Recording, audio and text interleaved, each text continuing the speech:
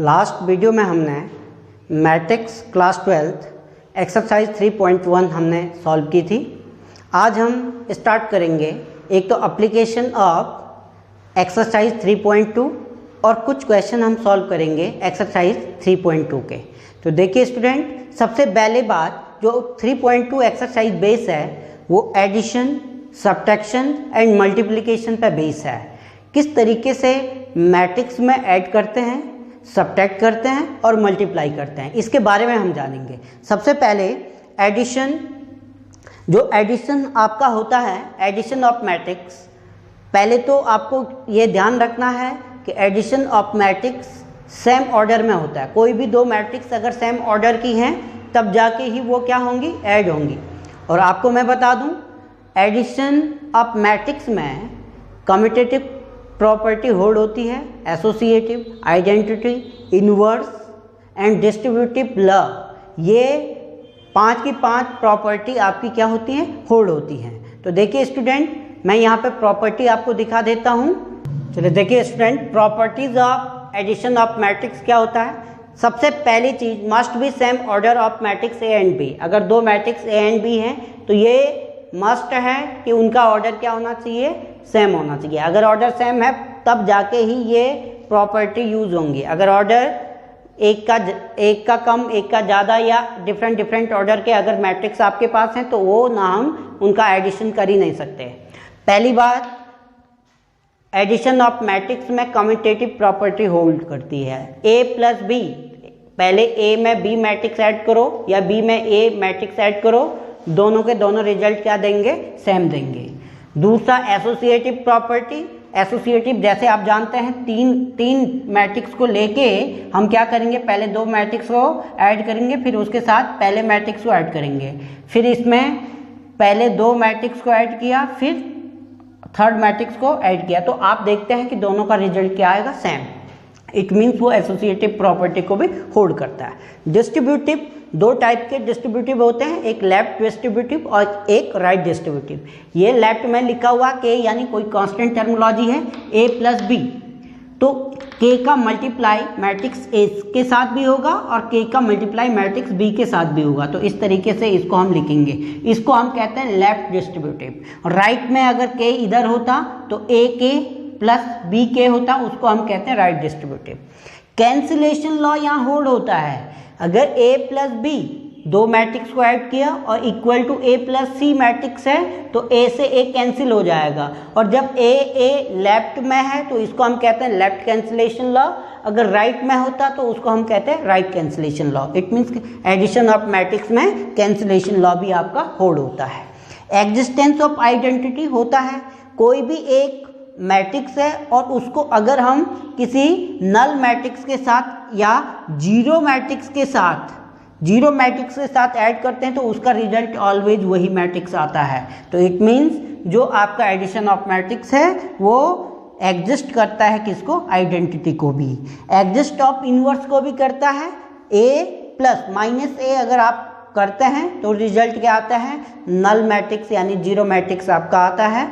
तो ये inverse matrix को भी क्या करता है, फुलफिल करता है। तो देखिए स्टूडेंट, याद रखिए सब्ट्रैक्शन में ये कंडीशन जरूरी नहीं है, क्योंकि सब्ट्रैक्शन अलग फील्ड होता है और सब्ट्रैक्शन के लिए भी ये मस्ट है कि ऑर्डर सेम होना चाहिए।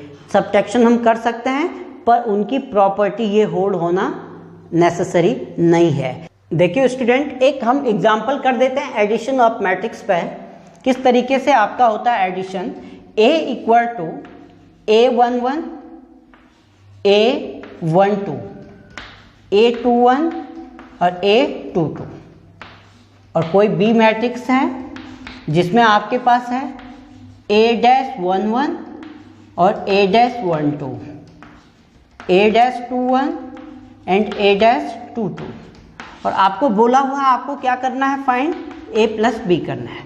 तो देखिए स्टूडेंट, किस तरीके से हम करते हैं, जिस ऑर्डर पे यानी जिस प्लेस पे एलिमेंट होगा उसी प्लेस के एलिमेंट से ऐड होगा।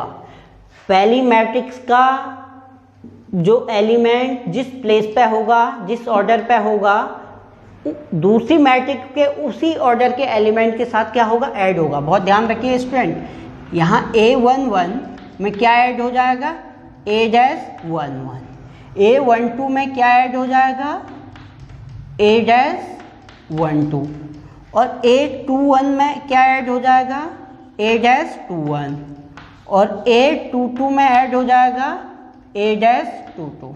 इस तरीके से स्टूडेंट ऐड हम लोग करते हैं। अब हम बात करेंगे मल्टीप्लिकेशन ऑफ मैट्रिक्स की, जो एक इम्पॉर्टेंट टॉपिक है। जो स्टूडेंट देखते हैं मल्टीप्लिकेशन ऑफ मैट्रिक्स के लिए क्या कंडीशन होनी चाहिए। सबसे पहले must be matrices A and B must be in matrices A and B में क्या होना चाहिए, नंबर ऑफ रो। अगर ए मैट्रिक्स में जितनी नंबर ऑफ रो होंगी, बी मैट्रिक्स में उतने ही नंबर ऑफ कॉलम होने चाहिए। याद रखिए, अगर ये वाली कंडीशन किन्हीं भी दो मैट्रिक्स में फुलफिल नहीं कर रही है तो उन मैट्रिक्सेस का हम मल्टीप्लिकेशन नहीं कर सकते हैं। याद रखिए, मैंने कहा नंबर ऑफ रो इक्वल होने चाहिए नंबर ऑफ कॉलम के। एक मैट्रिक्स की जितनी रो हैं, दूसरी मैट्रिक्स के उतने कॉलम आपके पास होने चाहिए। देखिए, A equal to AIJ M into N अगर कोई मैट्रिक्स है, B equal to BIJ N into P matrices हैं, तो याद रखिए देन ABIJ इक्वल टू क्या हो जाएगा, M into P, M by P का मैट्रिक्स बन जाएगा। मैट्रिक्स इस तरीके से होने चाहिए। देखिए स्टूडेंट, कैसे हम चेक करेंगे कि मल्टीप्लिकेशन कर सकते हैं या नहीं। हमने पहले मैट्रिक्स का ऑर्डर लिखा M बाई N, दूसरी मैट्रिक्स का ऑर्डर लिखा N बाई P, और हम देखते हैं जो पहली मैट्रिक्स था उसका जो कॉलम है दूसरी मैट्रिक्स के रो के इक्वल है। अगर n n है तो समझ लीजिए कि उन मैट्रिक्सों का हम मल्टीप्लिकेशन कर सकते हैं। देखिए स्टूडेंट, प्रॉपर्टीज क्या कहती हैं। प्रॉपर्टीज, पहली प्रॉपर्टी कम्यूटेटिव हो ये जरूरी नहीं है। Multiplication of matrixes commutative property को फुलफिल करता हो ये जरूरी नहीं है। इसलिए कम्यूटेटिव प्रॉपर्टी में ए बी जरूरी नहीं है कि बी ए के इक्वल हो। May be some time equal हो भी सकता है, बट प्रॉपर्टीज का मीनिंग होता है जो हर प्लेस पे क्या करता हो, फुलफिल करता हो, हर कंडीशन में फुलफिल करता हो। तो पहली प्रॉपर्टी याद रखिए कि जो मल्टीप्लिकेशन ऑफ मैट्रिक्स है वो क्या नहीं होता है, वो कम्यूटेटिव नहीं होता है। सेकंड, एसोसिएटिव होता है। एसोसिएटिव प्रॉपर्टी को होल्ड करता है। It means A B C को पहले आपने सॉल्व किया, फिर ए का उसमें प्रोडक्ट किया, उतना ही आता है जितना ए बी के साथ सी का प्रोडक्ट करने पे आता है। अगली बात, वो डिस्ट्रीब्यूटिव होता है। डिस्ट्रीब्यूटिव लॉ को क्या करता है, होल्ड करता है। डिस्ट्रीब्यूटिव प्रॉपर्टी को क्या करता है, वो होल्ड करता है। देखिए किस तरीके से आपने लिखा बी या ए लिख दो, यहाँ पे आप क्या कर सकते हैं, के कांस्टेंट लिख लिया और आपने क्या कर दिया, ए बी। देखा आपने क्या हो गया, के ए प्लस के बी। इस तरीके से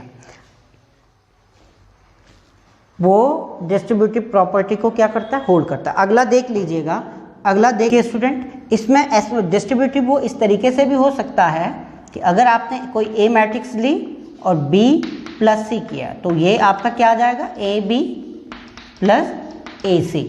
इस तरीके से आप क्या कर सकते हैं, इसको डिफाइन किया जा सकता है ये।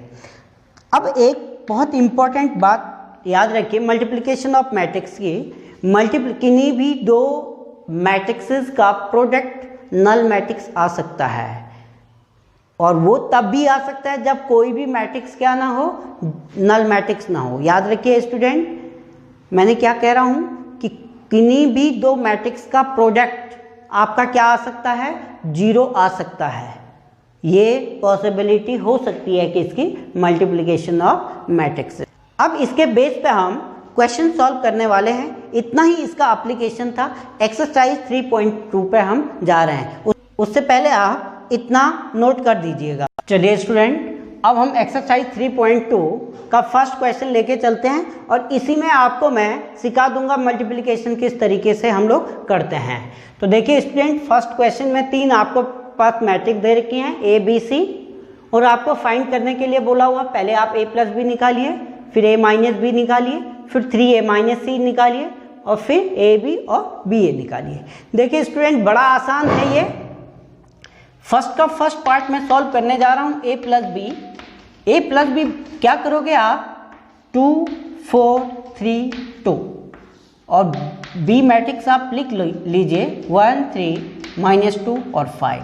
देखिए इसका रिजल्ट क्या निकलेगा। मैंने कहा था सेम ऑर्डर के एलिमेंट को सेम ऑर्डर के एक मैट्रिक्स के किसी और सेम ऑर्डर के एलिमेंट को दूसरे मैट्रिक्स के सेम ऑर्डर के एलिमेंट के साथ ऐड कर देते हैं। 2 + 1 कितना हो गया स्टूडेंट, 3। 4 + 3 कितना हो गया, 7।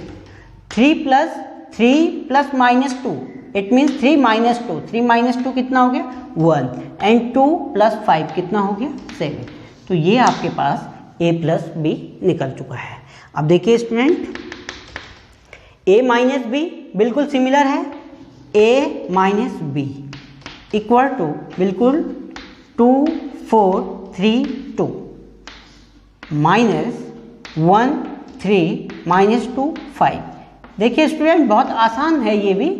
किस तरीके से आप सॉल्व करेंगे, 2 प्लस इंटू माइनस -1, 2 - 1 कितना होगा, 1 होगा। देखिए 4 - 3 कितना होगा, 1 होगा। माइनस ये देखिए 3 और माइनस इंटू माइनस प्लस 3 + 2 कितना हो गया, 5 हो गया। एंड 2 + माइनस 2 - 5 कितना हो गया, -3 हो गया। इस तरीके से ये आपका a माइनस बी निकल गया। देखिए स्टूडेंट, 3a माइनस सी कैसे आप निकालोगे, थर्ड पार्ट देख लीजिए।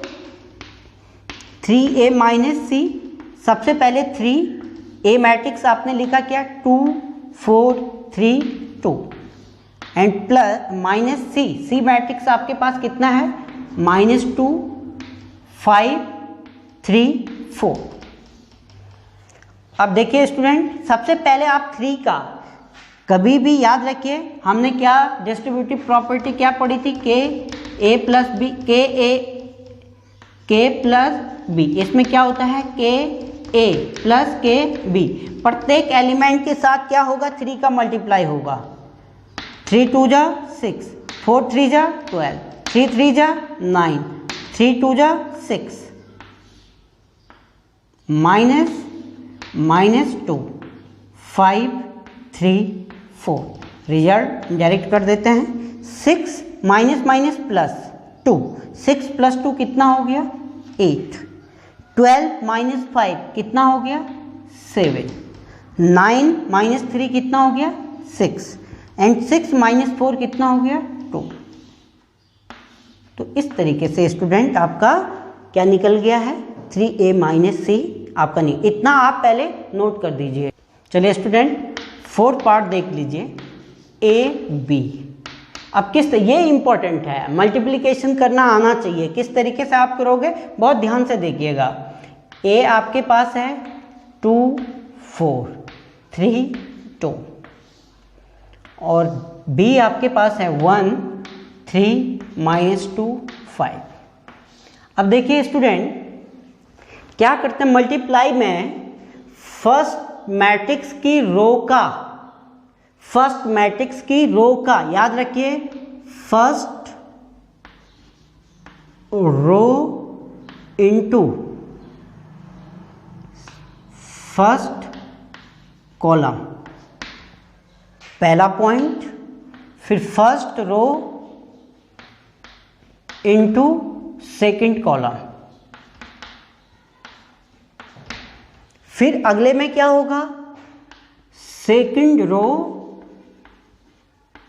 रो into first column and second row into second column. इस तरीके से आपकी मैट्रिक्स सॉल्व होगी और बीच में प्लस का सिंबल आएगा। देखिए किस तरीके से 2 into 1, 2 into 1, 2 into 1 plus 4 into -2। देखिए स्टूडेंट किस तरीके से ये जाएगा, पहले का इसके साथ, दूसरे का इसके साथ, बीच में प्लस का सिंबल, फिर फर्स्ट रो का सेकंड कॉलम के साथ 2 into 3, 2 into 3 plus 4 into 5, 4 into 5 हो गया कंप्लीट है। फिर देखिए second row first column, second row first column 3 into 1 plus 2 into -2, 2 into -2। फिर second row second column 3 into 3 plus 2 into 5। अब देखिए स्टूडेंट ये आपके पास मैट्रिक्स आ गई है। 2 1 जा 2 प्लस माइनस माइनस 4 2 जा 8, -8 और +2 कितना हो गया माइनस का 6, 2 3 जा 6 और 5 4 जा 20, 20 और 6 कितना हो गया 26, 3 1 जा 3 प्लस माइनस माइनस 2 2 जा 4, -4 में से प्लस का 3 निकाल दिया, माइनस का 1, 3 3 जा 9, 5 2 जा 10, 10 और 9 19। और इस तरीके से आपका क्या हो गया, ए भी निकल गया। सिमिलरली स्टूडेंट आपको क्या निकालना है, बी ए। बी ए में क्या होगा, बी पहले लिखा जाएगा, ये वाला पहले लिखा जाएगा, ये बाद में लिखा जाएगा। करने का पैटर्न बिल्कुल सिमिलर होगा। इसको आप होमवर्क में आप रख सकते हैं, अपने आप कीजिए और याद रखिए मल्टीप्लिकेशन में प्रैक्टिस ज़रूर ज़्यादा चाहिए होगी। हल्का सा जब 3/, अभी तो 2/2 का है तो दिक्कत नहीं हो, जब 3/3 या उससे ज़्यादा का ऑर्डर पेयर का मैट्रिक्स बनता है तो वहाँ पे अगर आपकी प्रैक्टिस नहीं होगी तो मिस्टेक होने की पॉसिबिलिटी रहती है। इतना आप नोट कर दीजिए। देखिए स्टूडेंट आप सेकंड क्वेश्चन को, होल क्वेश्चन को आप अपने आप सॉल्व कर सकते हैं, केवल और केवल ऐड करना है।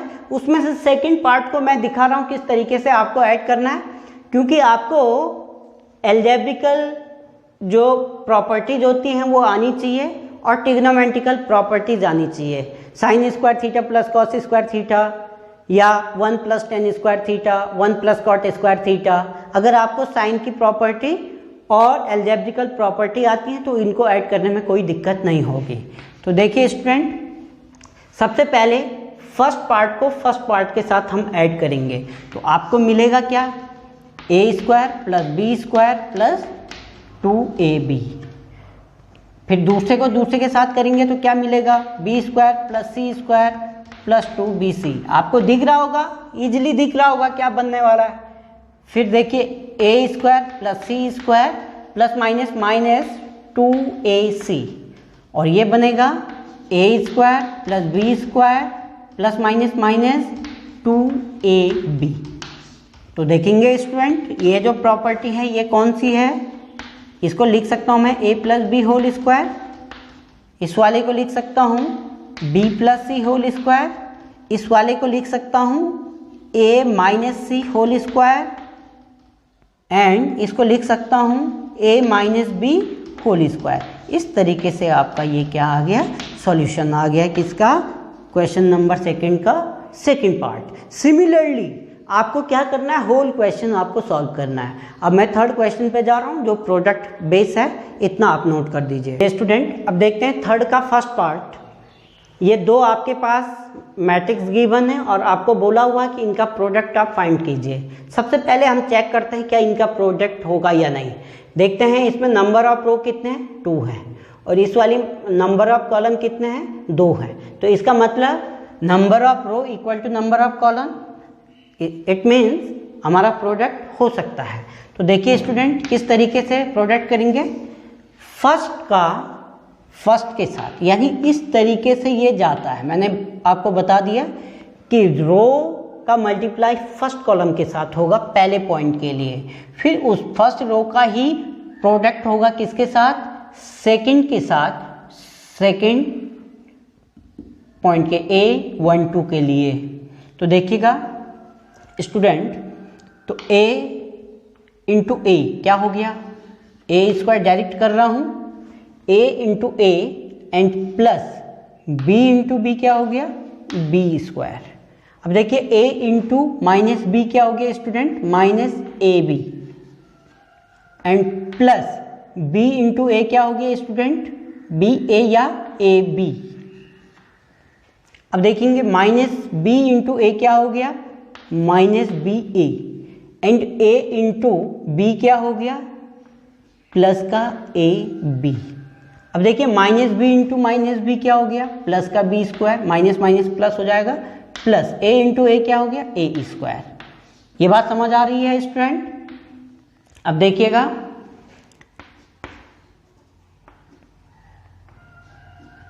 ए स्क्वायर प्लस बी स्क्वायर में तो कोई चेंजेस नहीं आएंगे, A square plus B square same रहेगा। अब minus A B plus A B, result क्या मिलेगा, 0।